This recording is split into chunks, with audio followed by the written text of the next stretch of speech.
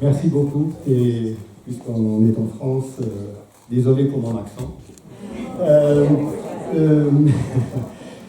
Je m'excuse pour le retard qui était dû à un problème technique, mais donc ça s'est arrangé. Donc je vais parler de l'expérience esthétique. Alors si j'avais su, je n'aurais pas choisi cette expression-là, parce que c'est évidemment une expression par laquelle on peut entendre beaucoup de choses différentes.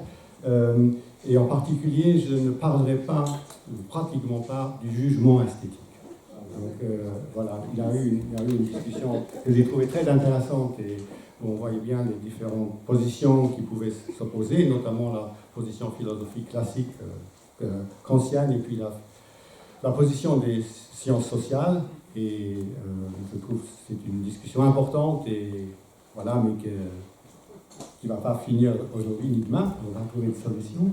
Et j'essayerai de parler de quelque chose qui est en amont de ça, c'est-à-dire de ce qui se passe lorsque je regarde un tableau, lorsque j'écoute une pièce de musique, lorsque je lis un roman ou un poème, lorsque je me promène et que j'apprécie un phénomène naturel, éventuellement, lorsque je suis au restaurant, où je vais en principe pour aller manger, mais où à un moment donné, il y a d'autres sollicitations dans la nourriture qui me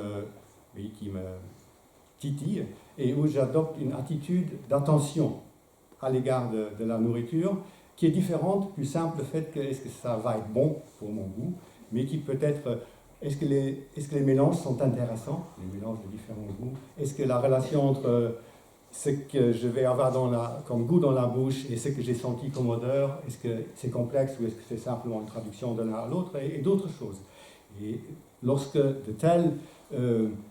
tel type d'attention est mis en œuvre face à de la nourriture, eh bien, d'après la description, je vais tenter d'esquisser de l'expérience esthétique, ça peut relever une expérience esthétique. Je ne m'intéresserai pas non plus à la question de savoir s'il existe une expérience esthétique pure ou non.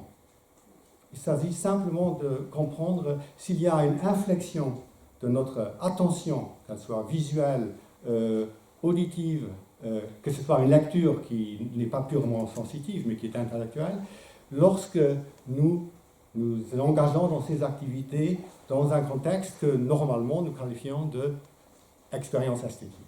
Donc c'est à ce niveau très, très basique que je m'intéresse. Alors la première chose, c'est que l'expérience esthétique, historiquement et factuellement dans nos expériences, est très très souvent liée à l'expérience des œuvres d'art. Après tout, les œuvres d'art ont été créées pour être vues, lues, etc. Donc pour donner lieu à une expérience de l'attention des spectateurs ou des auditeurs ou des lecteurs, etc. Donc c'est normal que cette notion soit importante dans le domaine des œuvres d'art. D'autant plus que les œuvres d'art ont généralement été créées pour donner lieu à ce type spécifique d'attention. Pas uniquement pour cela, mais en passant par ce type d'expérience. Même si les œuvres d'art ont une fonction religieuse ou politique ou autre, avant de pouvoir remplir cette fonction, il faut qu'elles soient regardées, écoutées, lues dans une certaine perspective pour qu'elles puissent manifester leur puissance supposée auprès des récepteurs. Cependant, il ne faudrait pas identifier les deux domaines. Il est plus juste de dire que les expériences des œuvres d'art sont une partie de la géographie des expériences esthétiques. Ainsi, il a été question de Kant, on admet, depuis Kant, mais même avant, que les phénomènes naturels peuvent eux aussi donner lieu à des expériences esthétiques. Kant pensait même qu'il y avait un certain type d'expérience esthétique, celle qui relevait du sublime, qui était surtout, ou peut-être même exclusivement, accessible à travers des phénomènes naturels. Bien qu'il considérait que ce n'étaient pas les phénomènes qui étaient sublimes, mais notre réaction à ces phénomènes, donc notre type d'attention. On pourrait sans doute, et on devrait peut-être généraliser davantage, n'importe quel objet, n'importe quel événement, n'importe quelle situation peut devenir l'objet d'une expérience esthétique. Les faits qui sont investis esthétiquement peuvent être très complexes, composites même. Par exemple, je donne un seul exemple. Au Japon, la cérémonie du thé, et quand on regarde ce qui est écrit dessus, et quand on regarde comment les gens s'y rapportent, correspond à ce que nous, on appellerait une expérience esthétique. Voilà. Mais ce n'est pas une œuvre d'art. C'est une expérience très complexe qui implique des rituels très précis auxquels les participants se soumettent, qui implique une grande composante artistique, qui sont les bols et l'ensemble de la poterie qui en fait partie, qui implique aussi une appréciation, pas seulement des bols, etc., mais aussi du thé, et qui comporte un certain type de socialité très spécifique entre celui qui reçoit et celui qui est reçu. Donc il y a tout un ensemble d'éléments qui construisent cette situation comme étant une situation esthétique. Souvent aussi, les situations ou les expériences esthétiques peuvent être imbriquées l'une dans l'autre. Je vais vous donner un exemple aussi, et pour en rester au Japon. Voilà, il y a un passage d'un livre célèbre, l'un des premiers livres de prose narrative japonaise, qui s'appelle Note de chevet, qui est l'œuvre d'une femme, donc qui va fin 10e, début 11e siècle. Je lis rapidement. Un jour du 9e mois, la pluie qui avait tombé toute la nuit cessa quand vint l'aurore. Quel ravissant tableau! Sous les rayons éclatants du soleil matinal, les chrysanthèmes du jardin devant la maison laissaient couler goutte à goutte la rosée dont ils étaient mouillés. Sur les clôtures à claire-voie, sur les rameaux entrelacés, sur les tiges dériantes, je voyais en lambeaux des toiles d'araignée. Ça et là, au fil rompu, étaient suspendues des gouttes de pluie qui semblaient des perles blanches enfilées. Je me sentais, en admirant cela, délicieusement triste.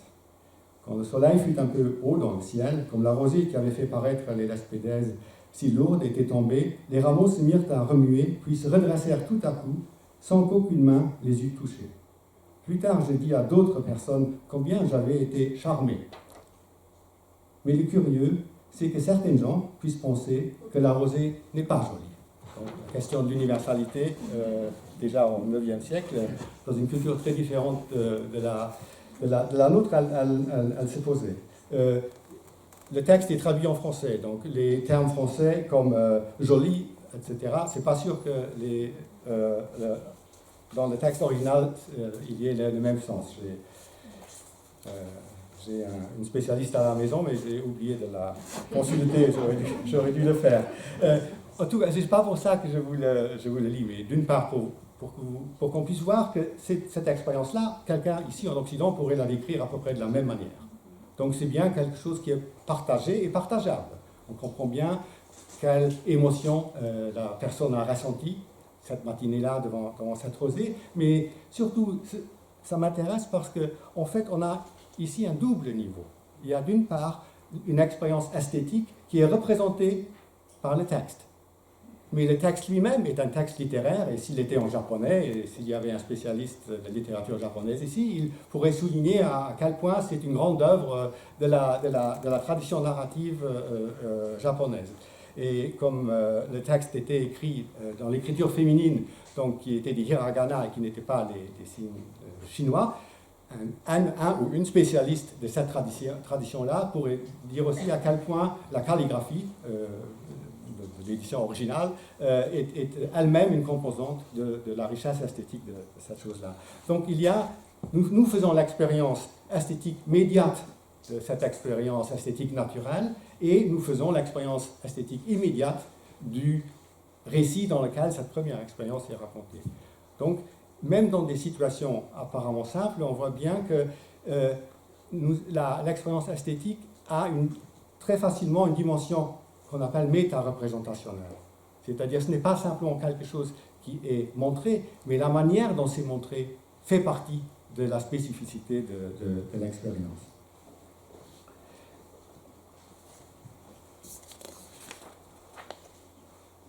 Et cette spécificité, c'est que l'expérience esthétique nous permet de faire l'expérience de l'expérience. Alors ça paraît très, très obscur, mais c'est pas obscur en réalité. Il y a en fait deux aspects dans la notion d'expérience. En allemand, on distingue entre ces deux aspects.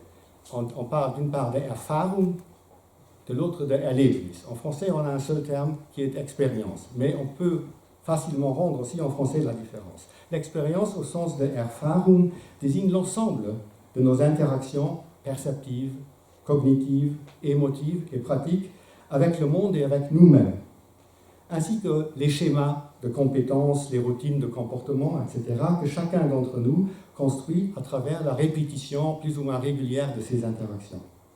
C'est à ces schémas qu'on pense lorsqu'on dit, par exemple, c'est un homme ou c'est une femme d'expérience. On entend par là que c'est un homme ou une femme qui s'y entend dans tel ou tel domaine, voire dans la vie comme telle.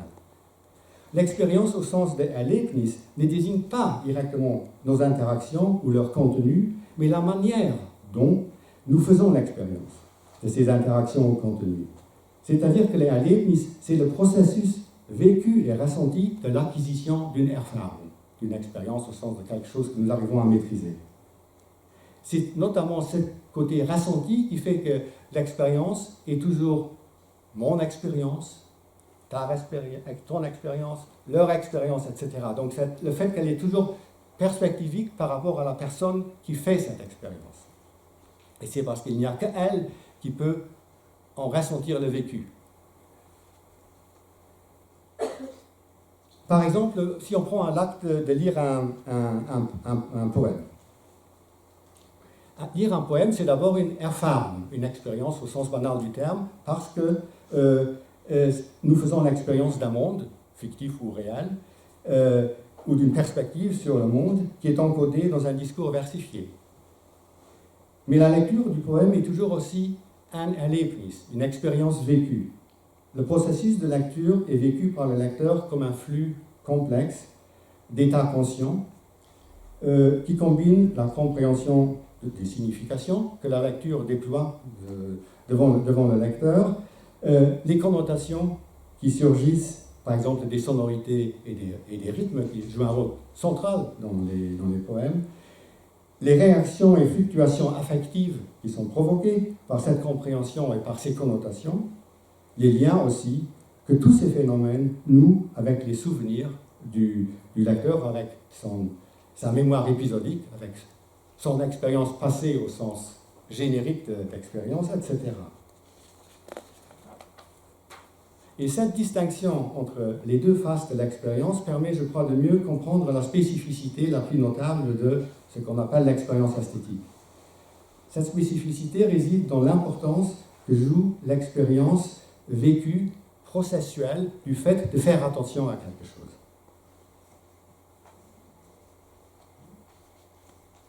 Et c'est cela qui distingue le plus fortement l'expérience esthétique d'autres types d'expériences. Lorsque nos expériences sont engagées dans la vie, on peut toujours dissocier leur contenu, ce qu'elles nous apprennent, ou ce qu'elles nous montrent, ou ce qu'elles nous permettent d'acquérir comme connaissance, et la manière dont ce contenu est donné, la façon dont il nous est donné. Dans le cas de l'expérience esthétique, au contraire, l'expérience du contenu ne saurait être dissociée de la manière dont il est donné. Ça explique en particulier pourquoi ça n'a aucun sens de résumer un poème ou de résumer un roman en disant voilà, vous avez ce qu'il faut puisque vous avez la signification de ce qui est dit. Non, l'œuvre, ce n'est pas ce qui est dit uniquement, c'est ce qui est dit indissociablement lié à la manière dont c'est dit. Et l'expérience esthétique naît chaque fois que le contenu et la manière dont le contenu est présenté ne sont plus dissociables, donc où les deux agissent en même temps sur nous.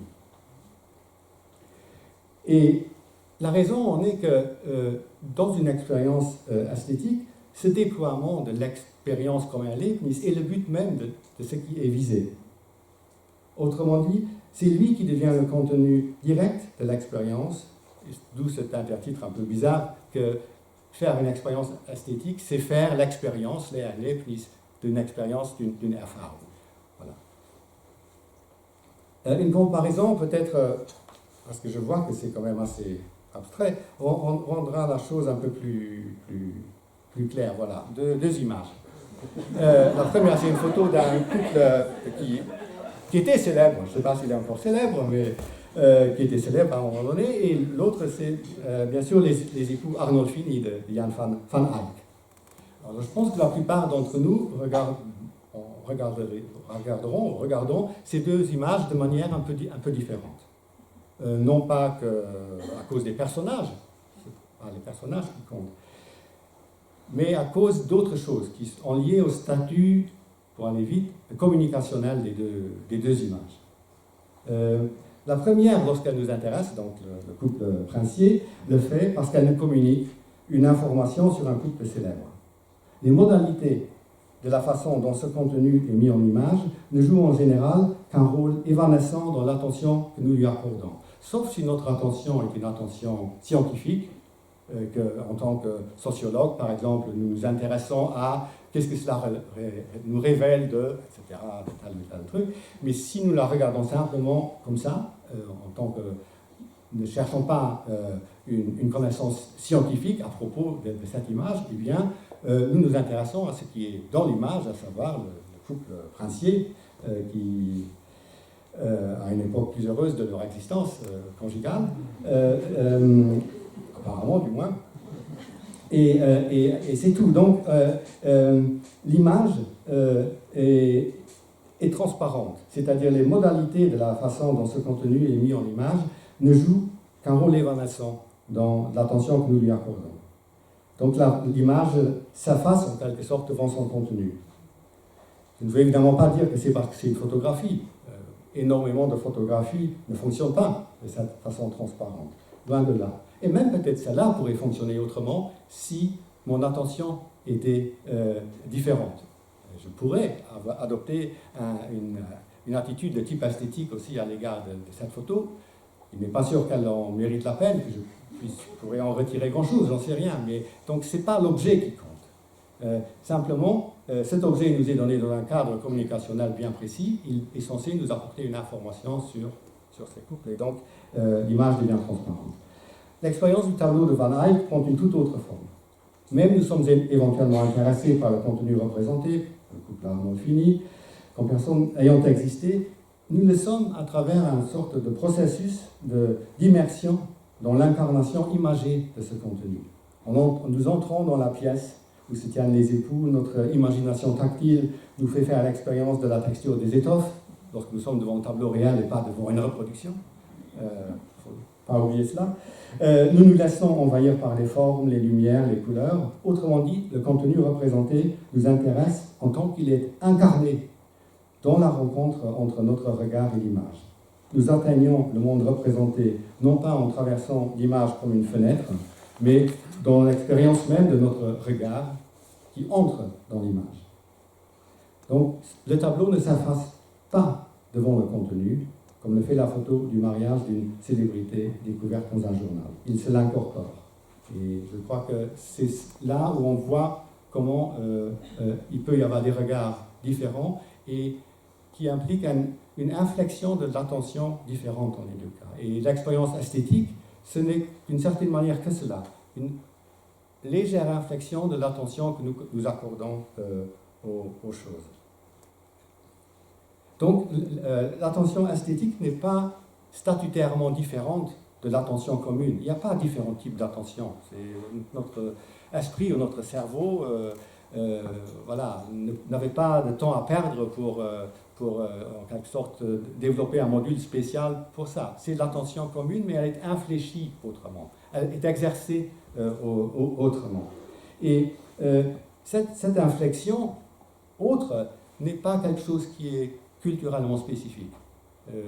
C'est quelque chose qui, par ailleurs, existe depuis très très longtemps chez l'humanité depuis l'âge paléolithique, mais même sans doute avant l'humanité.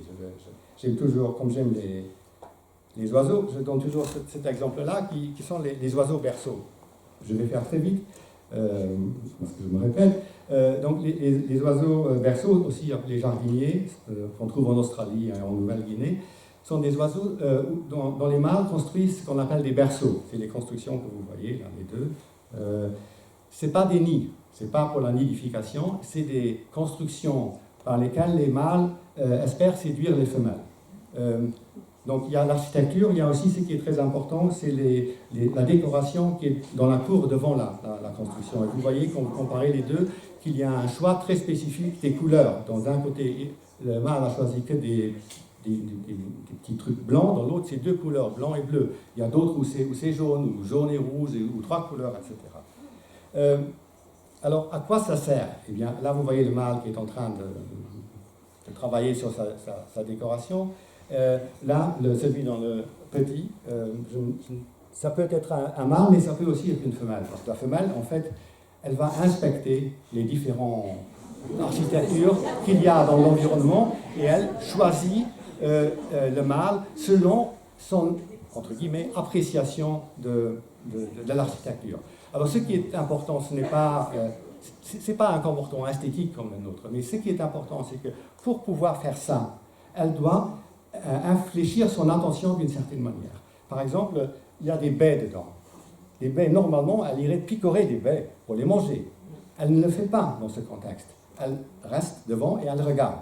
Donc, il y a une sorte de dépragmatisation de son attention. D'autre part, quand elle fait ça, elle s'expose à beaucoup de dangers, parce qu'elle ne fait pas attention à ce qui est alentour, alors que sa perception visuelle est programmée pour qu'elle survive.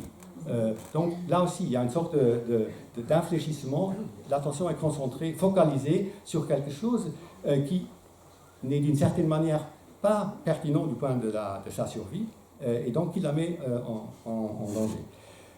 Donc ça veut dire non pas que l'expérience esthétique existait déjà chez ces oiseaux, mais que le fonctionnement de l'attention pouvait déjà, à cette époque, était déjà capable d'être infléchi de cette façon-là. Voilà.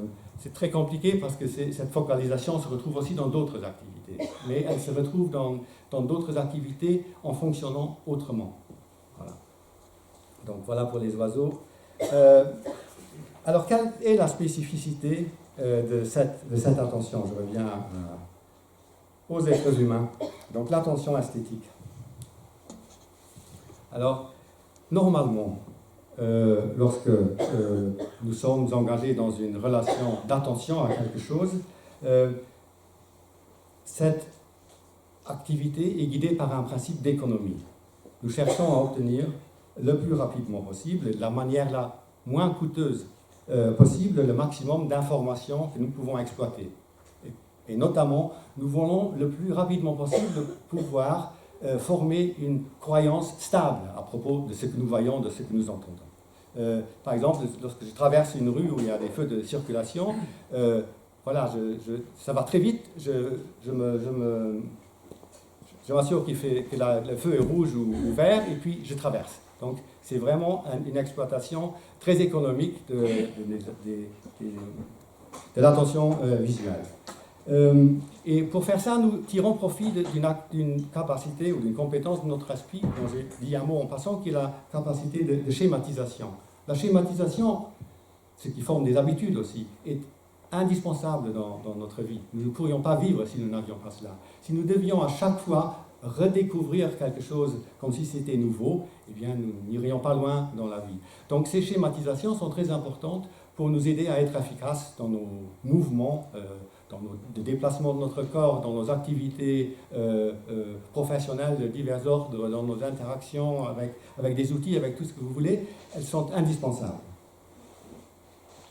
Elles interviennent au niveau de la perception, mais il y a des schémas aussi au niveau de la conceptualisation. Et il y a des schémas plus généralement au niveau des habitus culturels. Il y a des horizons d'attente qui jouent un grand rôle dans notre expérience des œuvres d'art aussi.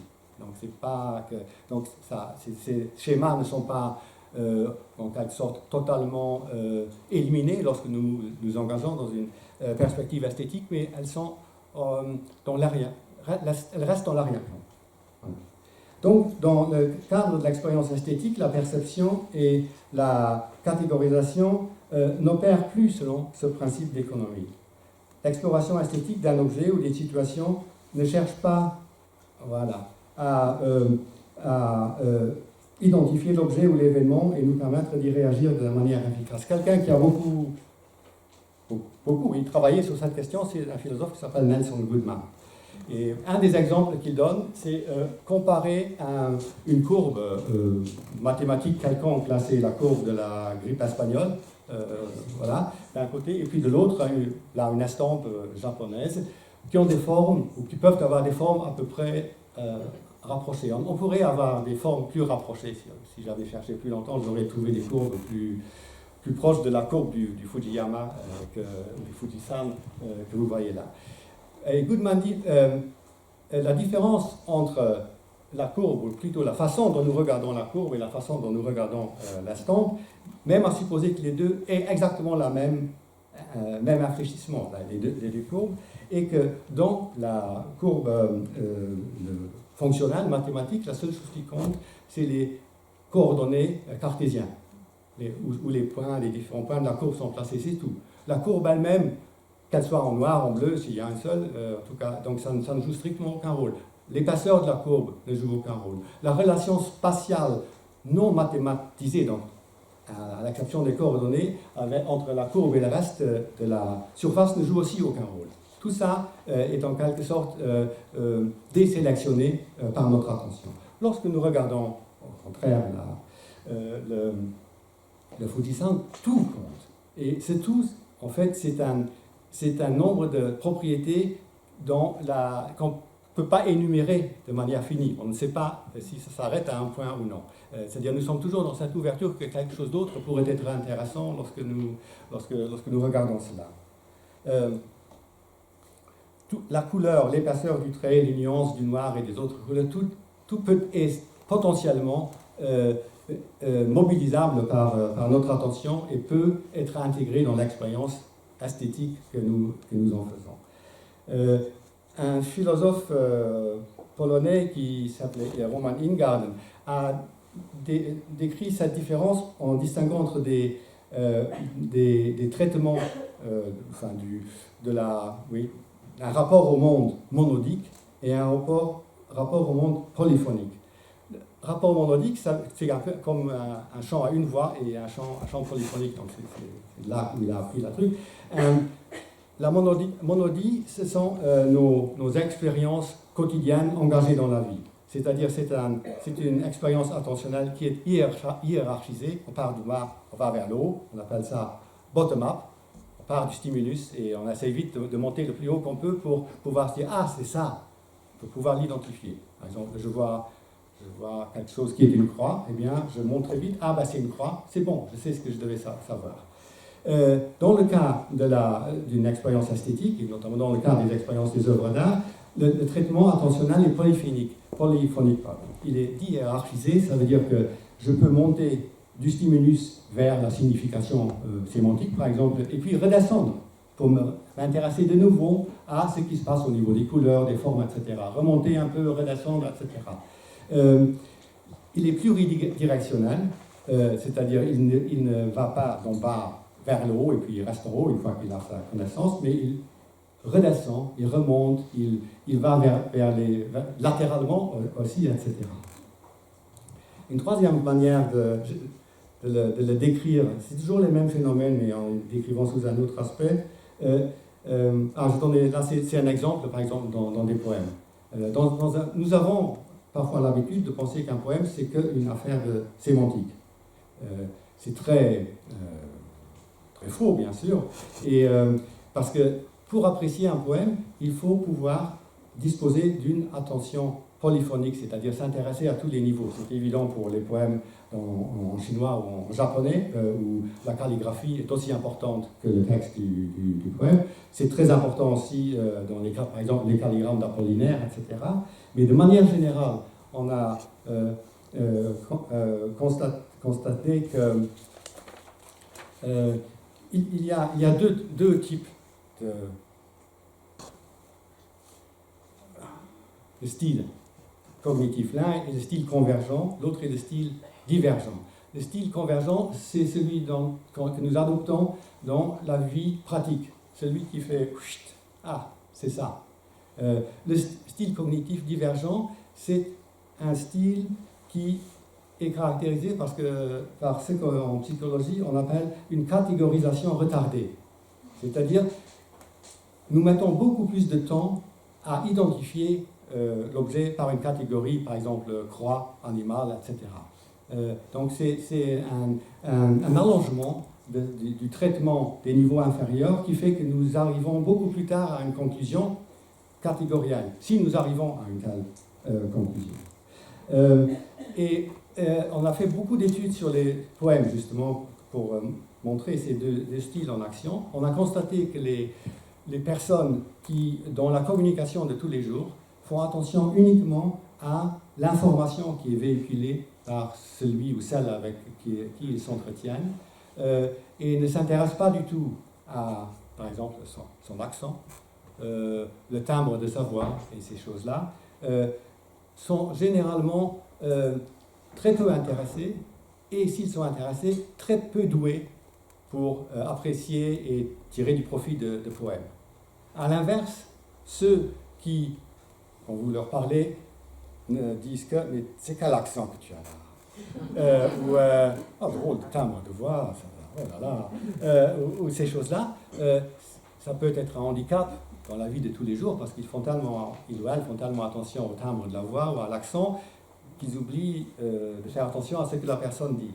Mais pour le poème, c'est un énorme avantage parce que dans le poème, il y a une relativisation de l'importance de la couche purement sémantique au sens linguistique du terme par rapport à toutes ces autres couches qui font partie de l'expérience et qui influencent la sémantique. La sémantique, bien sûr, influence aussi en retour notre manière de comprendre les sonorités ou les rythmes, etc. Donc il y a bien ce type de relation que Ingarden qualifiait de polyphonie. Et ces deux styles cognitifs sont universels. Nous sommes tous plus ou moins divergents et plus ou moins convergents. Mais pour s'intéresser à l'art, et généralement aux expériences esthétiques, c'est mieux d'être un peu plus divergent. Et on a fait beaucoup de tests avec des artistes. Les artistes sont pratiquement toujours ont des styles cognitifs divergents. Voilà. Même quand c'est des artistes conceptuels, parce qu'ils utilisent la conceptualité autrement que ne l'utilise un chercheur ou quelqu'un comme ça.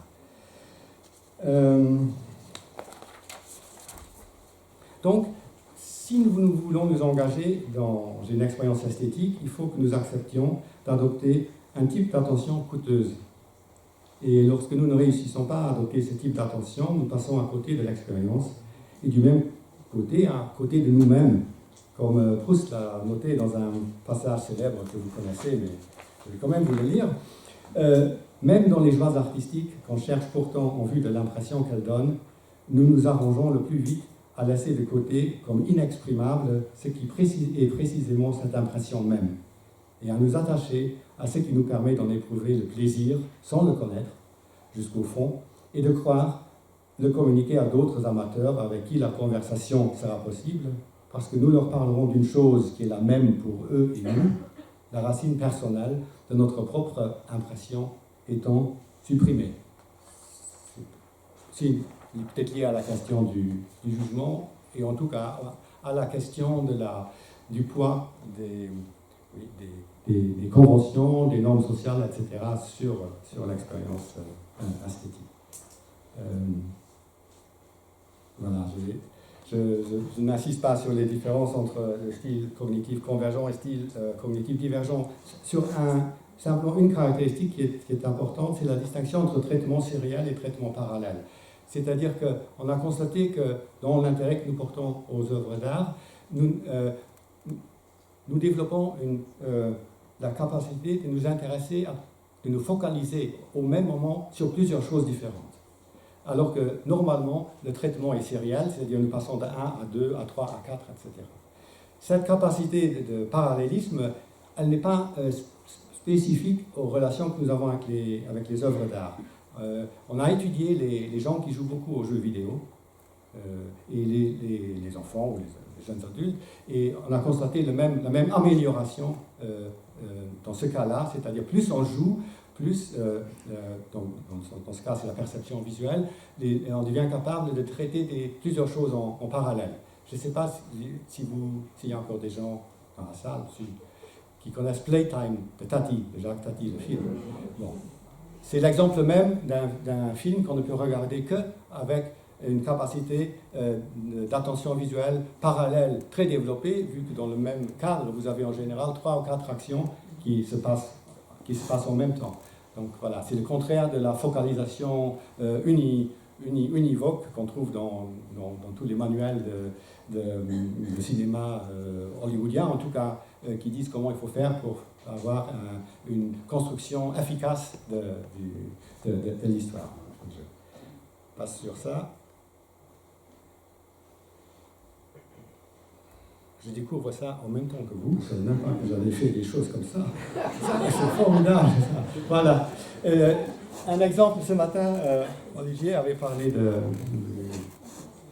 du retable d'Issenheim. Donc voilà, le retable d'Issenheim. On a travaillé avec une équipe de recherche pendant 3 années sur ce retable quand il était en train d'être restauré. Et on voulait savoir, ici les gens regardaient autrement avant et après la restauration, mais je ne le prends pas pour ça. On a fait ça avec un eye tracking. Avec un eye tracker, et l'eye tracker, donc un petit appareil que les gens, des lunettes, qui enregistre les saccades et les fixations des pupilles. Et l'eye tracker, on peut l'étudier, ça s'appelle des heat maps, des cartes de chaleur.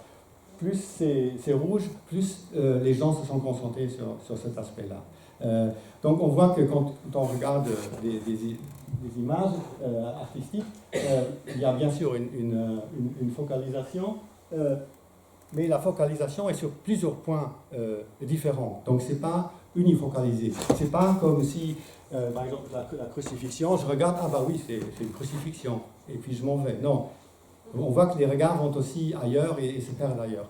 Et lorsqu'on va plus loin, vous n'allez pas le voir ici, là vous avez un diagramme de toutes les positions occupées par les yeux d'une personne pendant qu'elle regardait ce tableau-là. Donc ça fait un nombre de positions énorme. Et si on compare ce que vous pouvez étudier aussi par l'eye tracker quand il s'agit d'une publicité, vous aurez l'inverse.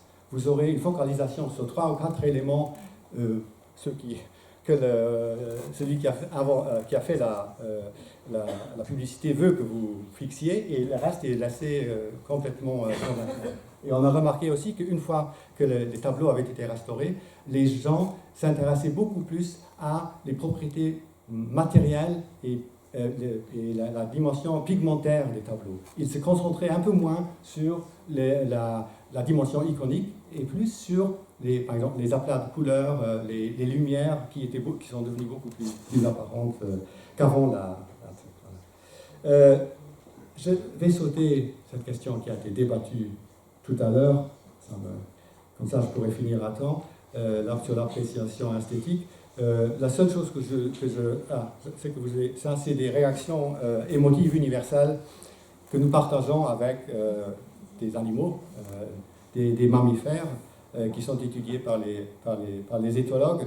Et je voulais le montrer ça pour vous dire qu'il se pourrait que certaines des réactions esthétiques humaines, qu'il y ait des universaux à l'œuvre dans ces réactions, et donc aussi éventuellement qu'il y a des universaux dans certaines œuvres d'art. Mais c'est purement une hypothèse, et c'est évidemment des sentiments beaucoup plus complexes que ces sentiments-là qui sont quand quelque chose est amer, quand c'est sucré, voilà. La seule phrase que je peux dire concernant l'appréciation, c'est qu'il me semble qu'il n'y a pas à choisir entre une position objectiviste et une position subjectiviste, parce que d'un côté, notre attention est causée par les propriétés affectives de ce que nous voyons. C'est comme ça, par exemple, la vision, elle fonctionne comme ça. Elle travaille sur ce qui est effectivement donné à voir, donc sur les propriétés des objets. Et on peut concevoir, par exemple, que nous ne voyons pas certaines choses qui sont là, ou que nous voyons faussement certaines choses qui sont là. Et dans ce cas, évidemment, notre jugement esthétique peut être amendé, peut être corrigé. Si quelqu'un nous attire notre attention sur le fait, mais non, ça c'est pas ceci ou cela, c'est autre chose, etc. Donc il est amendable. Mais en même temps, et Kant avait dit ça, on peut me dire d'un tableau ou n'importe quoi, c'est conforme à toutes les règles, c'est etc., etc. je me bouche les oreilles, je ne veux rien entendre. La seule chose qui compte pour moi, c'est mon expérience. Ça veut dire, non pas qu'il n'y a que mon expérience qui compte, mais ça veut dire que mon appréciation ne peut être fondée que sur la façon dont moi je fais l'expérience de cet objet, parce que cet objet, il est l'objet qu'il est, parce que quelqu'un en fait l'expérience. C'est un objet d'expérience, un tableau ou une musique, il faut l'entendre. Donc il y a à la fois un aspect où mon appréciation est déterminée par les propriétés de l'objet, et surtout dans le domaine des œuvres d'art, puisque les œuvres d'art ont été créées pour être regardées. Ce n'est pas comme la nature, elle n'a pas été créée pour être regardée par des êtres humains, mais les œuvres d'art ont bien été créées pour être regardées ou être écoutées, etc. Donc il est normal qu'il y ait des accords aussi dans l'appréciation. Surtout si effectivement, comme quelqu'un l'avait dit tout à l'heure, il existe des universaux, par exemple de dynamique ou de répartition, de gestalt ou n'importe quoi, que tout simplement nous trouvons tous positives ou négatives pour des raisons qui sont dues au hardwiring de notre cerveau. Cela n'empêche que deux personnes peuvent voir exactement le même tableau et pourtant l'apprécier autrement. Parce que dans toute appréciation, il entre aussi des préférences personnelles qui peuvent être avoir une origine sociale, mais qui sont vécues personnellement comme étant les miennes, et qui souvent ne sont pas conscientes. La plupart de nos véritables préférences n'agissent pas consciemment. C'est pas « ah oui, c'est ça que j'aime ». Non. Voilà. Je dis pas j'ai cette préférence, c'est pour ça que je ne l'aime pas. C'est simplement je ne l'aime pas parce que la préférence a déjà agi de manière, on appelle ça subpersonnelle, avant que je commence à faire attention à la chose. Et nous savons tous comment des préjugements de cette sorte peuvent être efficaces dans notre vie. Ça c'est tout à fait autre chose. C'était la question du plaisir, mais ça c'est vraiment une question qui fâche. La relation entre plaisir et harmonie des facultés. Kant avait soutenu que l'harmonie des facultés, la fluence, quand l'attention fonctionne facilement, alors nous disons c'est beau de quelque chose.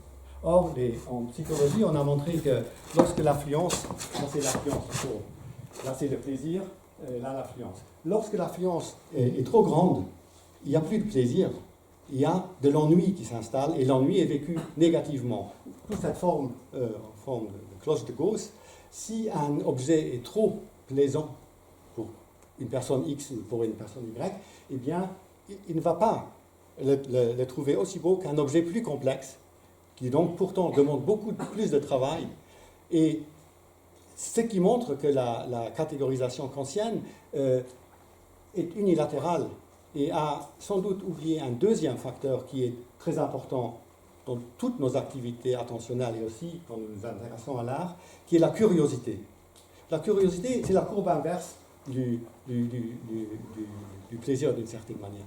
La curiosité est de tous les états de non-connaissance, donc de manque d'information, le seul qui est agréable. Dans toutes les cultures, quand quelqu'un se met en situation de curiosité, il est en situation de ne pas savoir quelque chose, mais c'est un sentiment agréable et il s'engage librement dans la recherche d'informations. Et c'est pareil dans le domaine artistique et dans le domaine esthétique, ce n'est jamais simplement l'harmonie qui suffit. Il faut aussi que l'intérêt soit mobilisé. Donc, que notre curiosité soit mobilisée. Et c'est donc, s'il y a des règles, sans doute qu'il n'y en a pas, mais s'il y en avait, il faudrait au moins dire que c'est de la tension entre, d'un côté, l'affluence, donc la facilité avec laquelle les choses se donnent à nous, et de l'autre côté, une certaine difficulté qui stimule notre curiosité et qui nous donne envie à y aller voir de plus près. Voilà. Si j'ai encore, je ne sais pas, j'ai commencé avec un quart d'heure de retard, alors j'ai encore 5 minutes. Épiphanie esthétique, alors là, je voulais finir sur ça, parce que, voilà, je voudrais finir la conférence par une réflexion un peu spéculative, et pour l'introduire, je partirai d'un passage d'une nouvelle d'un auteur néerlandais que j'admire beaucoup, qui a écrit dans les années 20 et 30, qui a sous le pseudonyme de Nessio, je ne sais pas. Et donc, et cette nouvelle qui a été traduite en français s'appelle Petit poète, Dichtache en français. Ça, c'est James Joyce. Voilà. Donc, voilà le texte. Donc, je vais vous donner le cadre.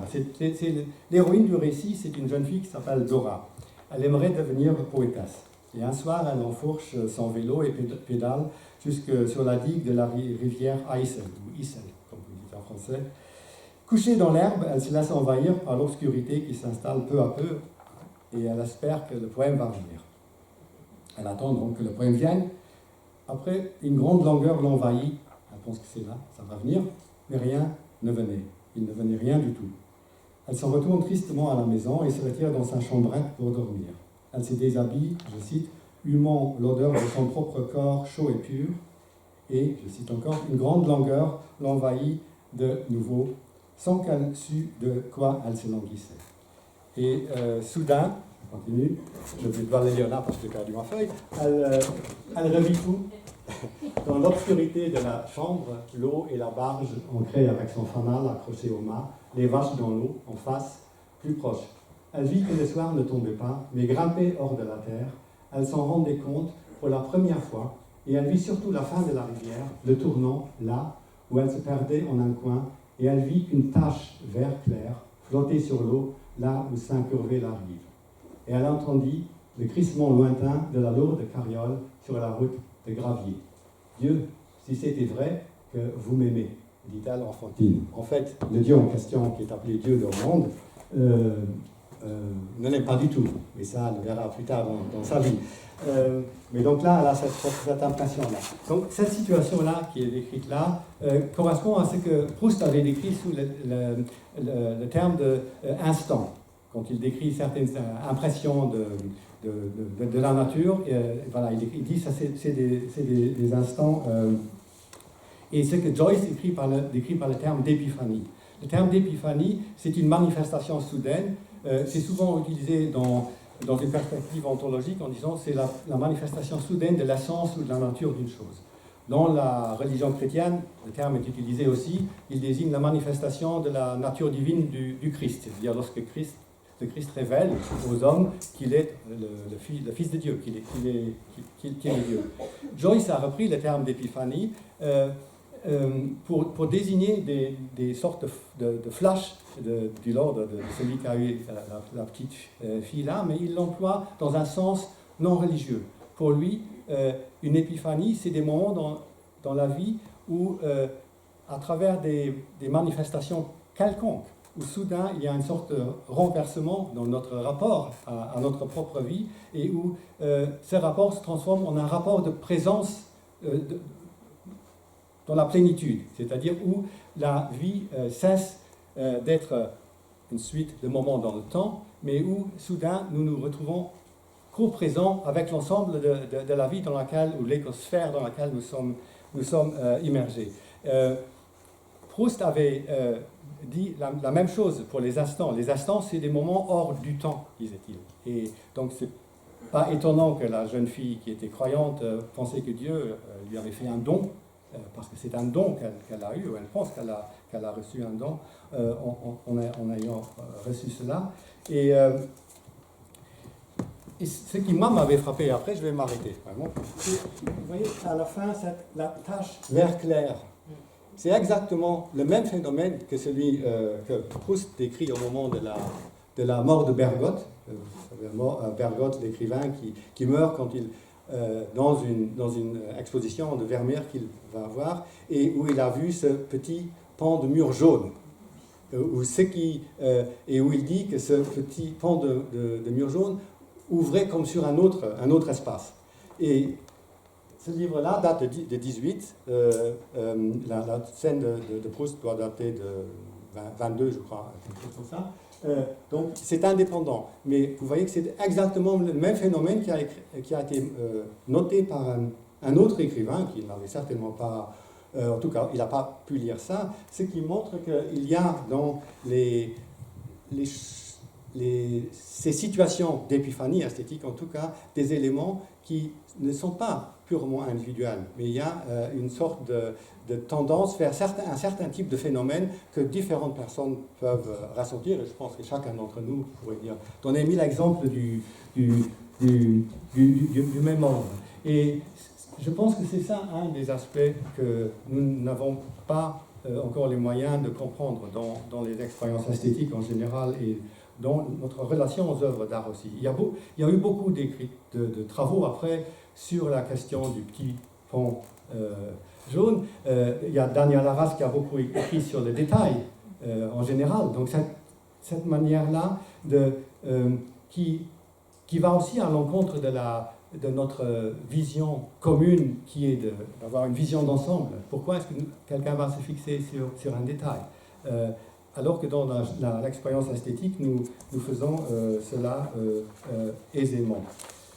Et il me semble qu'une des façons de comprendre la valeur ou l'importance que les expériences esthétiques, que ce soit avec les œuvres d'art ou autre chose, peuvent avoir dans la vie des individus, c'est d'arriver à mieux comprendre ces phénomènes d'épiphanie ou d'instant, ces moments où soudain nous avons l'impression que la vie est autre que nous ne le croyions jusqu'alors.